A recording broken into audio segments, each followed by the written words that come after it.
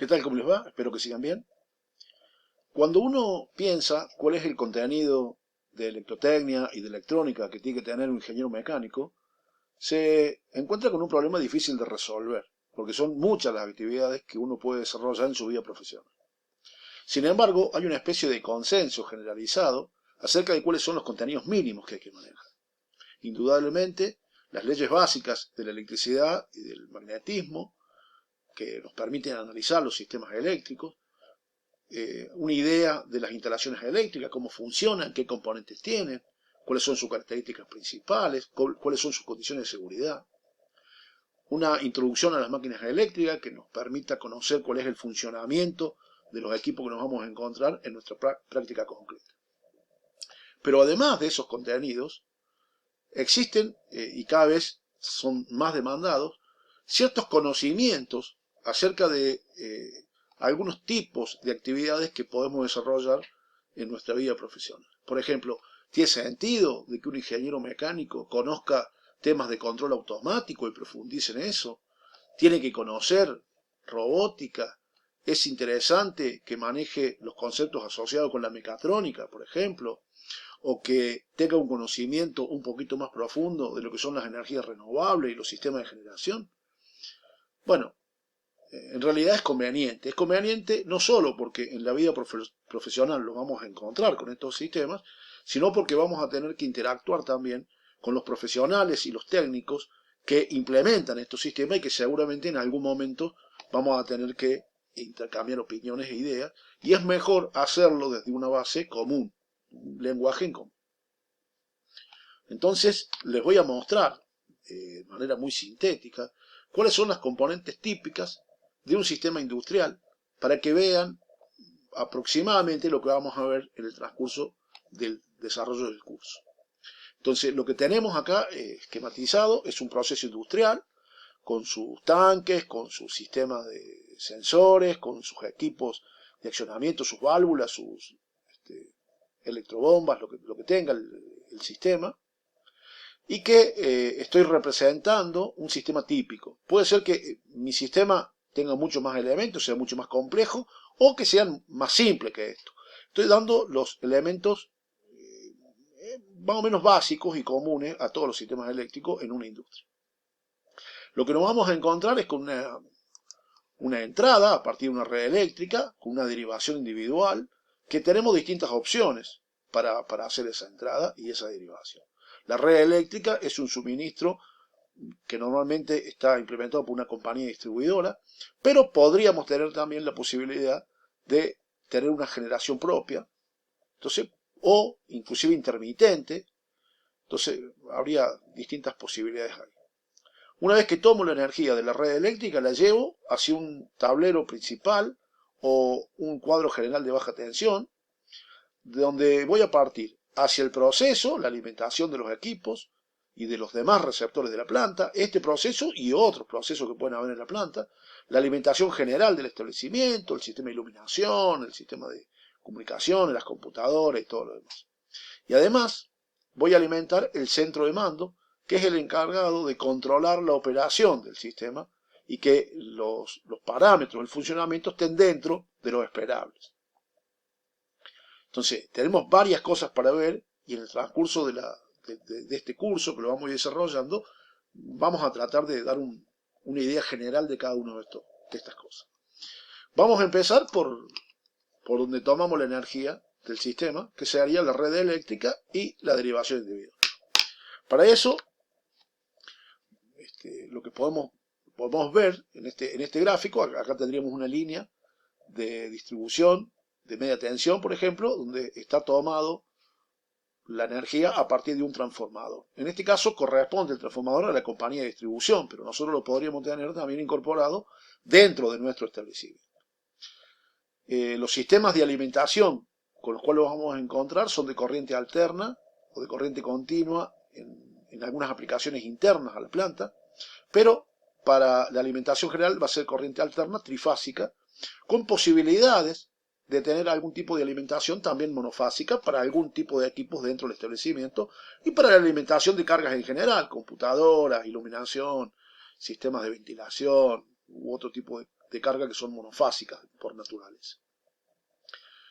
También podría ser que tuviéramos una generación propia, que nuestro sistema fuera autónomo, que no estuviera conectado a la red, o que pudiera funcionar en forma intermitente, conectado o desconectado de la red, de acuerdo a las condiciones que nosotros tengamos de la red y de nuestro propio proceso.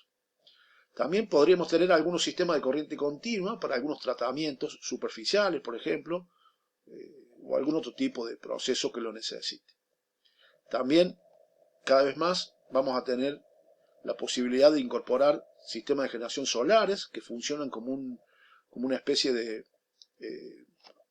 sistema soporte, digamos, de alguna forma para ahorrar energía, donde generan en los momentos de máxima radiación solar y entregan directamente a la red o se almacena en algún tipo de dispositivo, como por ejemplo baterías.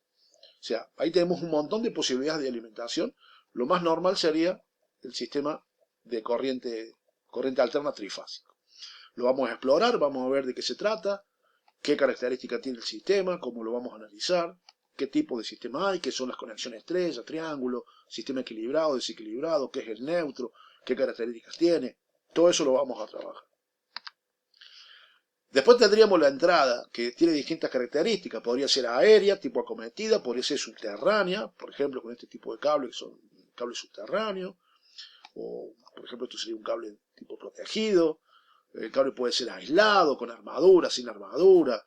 Podemos hacer la instalación en caños, en tubo de PVC, directamente enterrado. Un montón de posibilidades que por lo menos la vamos a inspeccionar y la vamos a ver para ver cuáles son las ideas generales que hay en este tipo de instalación.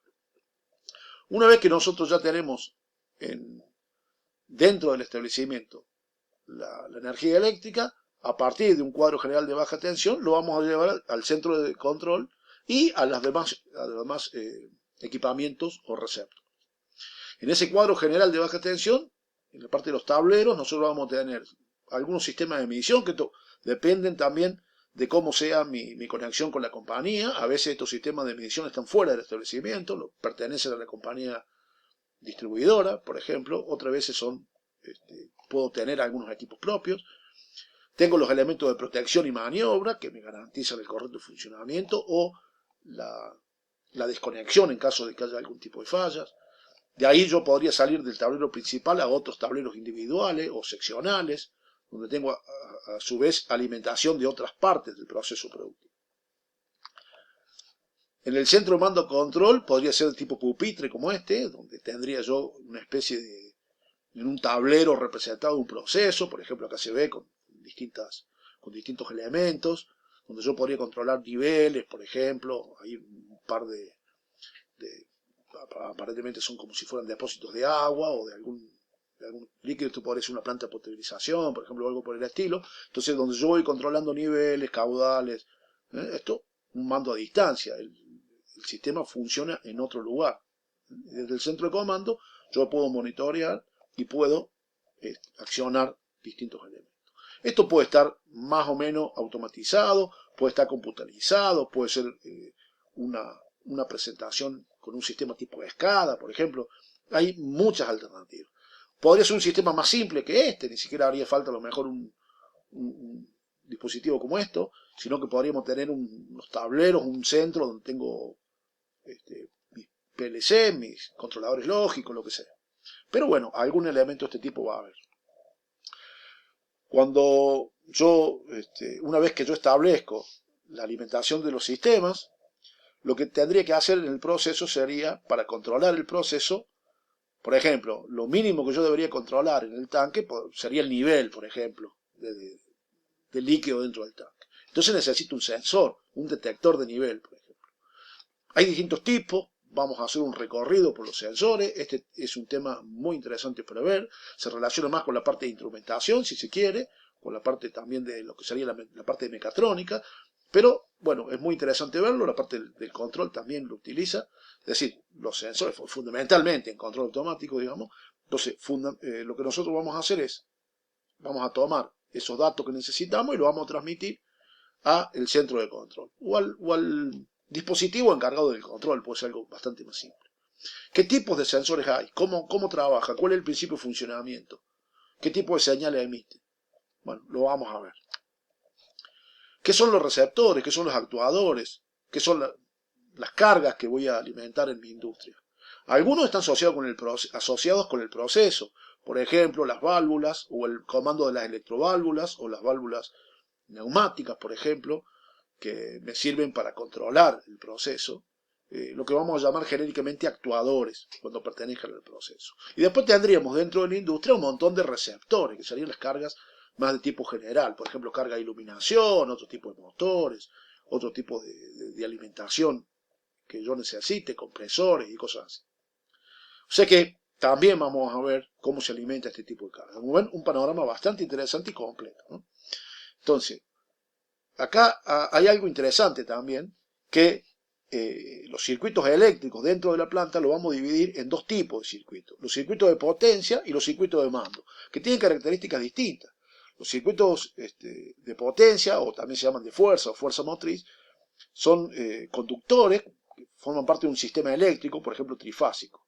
Y después podríamos tener también sistemas de mando, que son de otro tipo, par trenzado, bueno, no sé, distintos tipos de sistemas con distintos tipos de cables, o inclusive con la posibilidad también de hacer sistemas inalámbricos de comunicación de datos, que ahora se avanza mucho en esa dirección. Entonces, por lo tanto, vamos a conocer un poquito de las comunicaciones posibles dentro de la industria.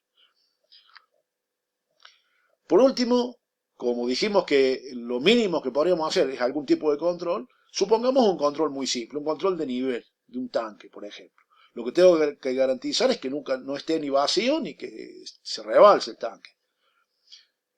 Eso sería un control lo más elemental posible. Para eso voy a necesitar el sistema mecánico, sería el sistema que tiene el tanque con su líquido, con su fluido. Ahí vamos a tener un modelo de ese sistema y una cierta respuesta, una cierta dinámica. ¿Cómo va a responder el sistema ante las variaciones de caudal, por ejemplo? ¿Cómo cambia el nivel? Eso va a depender del tamaño del tanque, de la cantidad de líquido que ingresa, de la cantidad que sale, de la densidad del líquido, varios factores. Entonces, primero hay como un modelo del sistema. Esto es un modelo mecánico directamente a partir normalmente de ecuaciones diferenciales. A partir de ese modelo, digamos, que eso es un trabajo más del sistema mecánico propiamente dicho, yo voy a tomar los datos que necesite a partir de sensores. De distintos tipos, receptivo, capacitivo, óptico, lo que yo necesite. Una vez que tome esos datos, ¿qué hago? Bueno, yo los tengo como una señal, normalmente eléctrica, pero los voy a tener que acondicionar. Los voy a filtrar, los voy a cambiar de magnitud para que tengan una relación o una respuesta lineal o no lineal, lo que yo quiera hacer. Los puedo también utilizar un convertidor de la señal analógica a digital para procesarlo en forma digital después. Ahí tengo distintas alternativas dentro de lo que sería el acondicionamiento de la señal. De ahí pasa al sistema de control propiamente dicho, que puede ser algún sistema lógico, computadoras, PLC. Una vez que tomo la decisión de qué es lo que voy a hacer, por ejemplo, accionar una válvula o una electroválvula o lo que sea, la tengo que comunicar esa decisión al sistema mecánico de vuelta. Eso lo voy a hacer a través de los actuadores, pero primero necesito una etapa que sea una interfaz de salida. Esas señales, esos comandos que yo tengo, ahora los tengo que reacomodar, acondicionar para que puedan actuar, por ejemplo, sobre una válvula, sobre un solenoide de una válvula. Una señal de mando, generalmente una señal de baja tensión, de poca potencia. Entonces, ¿qué hago con eso? Bueno, utilizo una interfaz de salida que me dé una cierta característica de poder accionar, por ejemplo, un contactor o lo que sea. Entonces ahí también podemos tener amplificadores, convertidores, analógico, digital, digital analógico, depende de las características que necesitemos, un actuador a través de un modulador de ancho de pulso, lo que sea. De ahí actuamos sobre el sistema que directamente produce la respuesta sobre el sistema mecánico. Por ejemplo, a través de relé, motores, servomotores, lo que sea. Todo esto lo vamos a dar un pantallazo general. Y también podríamos tener una salida que nos permita visualizar cuál es el nivel o la temperatura del tanque. Todo esto lo vamos a considerar dentro del curso. O sea que tenemos una tarea importante con mucho contenido. Así que ya mismo nos ponemos a trabajar. Saludos para todos y nos estamos viendo en los próximos videos.